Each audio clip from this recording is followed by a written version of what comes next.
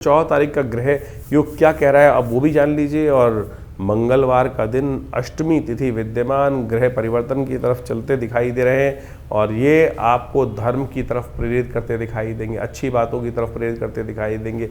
और जब व्यक्ति अच्छी बातों की तरफ प्रेरित होता है तो कई बार क्या होता है, थोड़ा सा आलस में भी आ जाता है।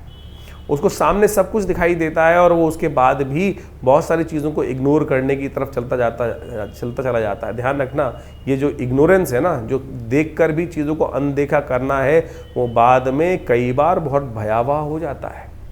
और इस बात का आपको विशेष तौर पे ध्यान कर लेना चाहिए। जब थोड़ा सा कोई दिक्कत आ रही है, जैसे कोई आप मान के चलें कोई हल्की सी घास फूट रही है तो उसको उसी में उखाड़ दो।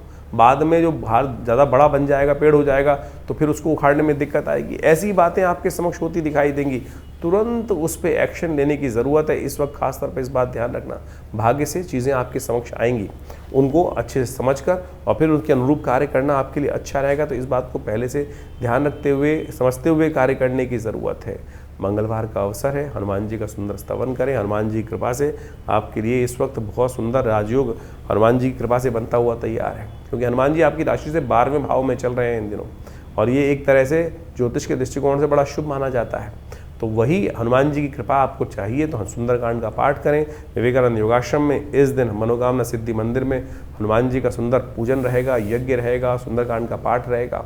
आप भी उसमें सम्मिलित हो सकते हैं और अपने नाम से भी करा सकते हैं। बहुत सारे लोग समय समय पर अपने नाम से भंडारा इत्यादि सुंदर कराने के योग बनाते रहते हैं। तो आप भी ऐसे समय में सुंदर रूप से उपस्थित हो, सवा मनी का भोग जो लग रहा है उसमें अपना सहयोग दीजिए। भगवान की कृपा से कष्ट दूर होंगे। तो वृश्चिक राशि वालों, 15 तारीख के दिन ग्रहों का जो खेल है वो भी आप समझ लीजिए। बुधवार का दिन है, उस दिन नौमी तिथि विद्यमान है। कार्तिक मास की कृष्ण पक्ष की नौमी ग्रहों का जो योगायोग आपके समक्ष उपस्थित कर रही है, उसको भी आपको अच्छे से ग्रहों की चाल को समझ लेना चाहिए। इस वक्त आपकी राशि के दृष्टिकोण से भाग्य से बहुत सारी चीज़ें सपोर्ट में हैं आपके लिए, लेकिन ध्यान रखना पड़ेगा कि जो रमते किस्म के लोग हैं, जिनका ठौर ना ठिकाना, कई बार हमारे जीवन में, क्या दिवाली के दिन चल रहे हैं, बहुत सारे लोग व्यवसायी भी होंगे आपकी राशि से संबंध रखते हैं। और कई बार क्या होता है कि कोई नया आदमी आया और बहुत बढ़िया से आपके समक्ष आप सब्ज बाग दिखाए, बहुत अच्छी बातें करी और आपने उस पर विश्वास कर लिया। चमत्कार नहीं होता है, इस बात का ध्यान रखना। सब मेहनत से ही मिलता है और बिना मेहनत की तरफ यदि आगे बढ़ोगे तो फंस जाओगे। इस बात का तुमको अच्छे से समझना चाहिए। ज्योतिष यही दिखा रहा है।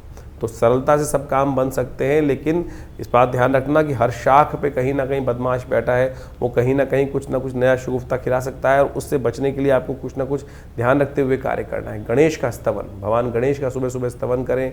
गणेश जी को पीले पुष्प अर्पित करेंगे, वही बुद्धि देंगे।